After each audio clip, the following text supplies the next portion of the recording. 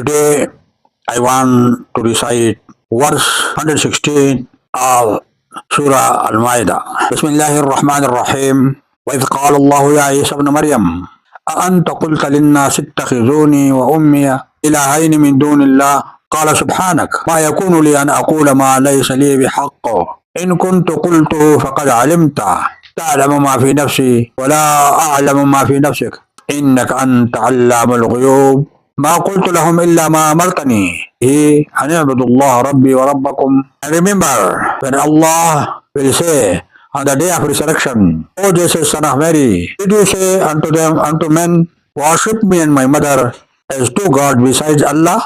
He will say, glory be to you. It was not for me to say what I had no right to say. Had I said such a thing, you surely have known it. You know what is in my inner self, though I do not know what is in yours.